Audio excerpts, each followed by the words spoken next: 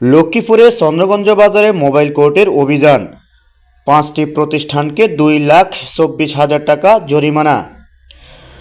লক্ষ্মীপুরের চন্দ্রগঞ্জ বাজারে মোবাইল কোর্টের অভিযানে 5টি প্রতিষ্ঠানকে 2,24,000 টাকা জরিমানা করা হয়েছে। 4 মার্চ বুধবার দিনব্যাপী বাজার মনিটরিং কার্যক্রমে অংশ নিয়ে এ জরিমানা করা হয়।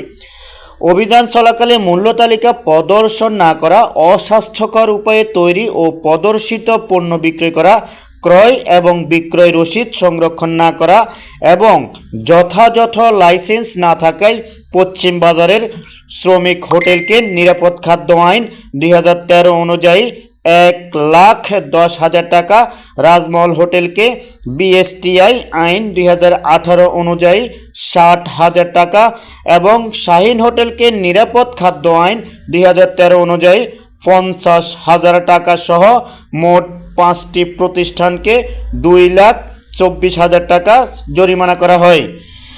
জেলা প্রশাসক কার্যালয়ের বিজ্ঞ নির্বাহী ম্যাজিস্ট্রেট সাজিদা আক্তার সূচনা, সোহানা খন্দকার এবং সাইদুজ্জামান খানের নেতৃত্বে এতে আরও উপস্থিত ছিলেন চন্দ্রগঞ্জ থানা police, RAB 11 team, answer battalion, নিরাপদ খাদ্য কর্তৃপক্ষ সহ বিএসটিআই এর প্রতিনিধিগণ।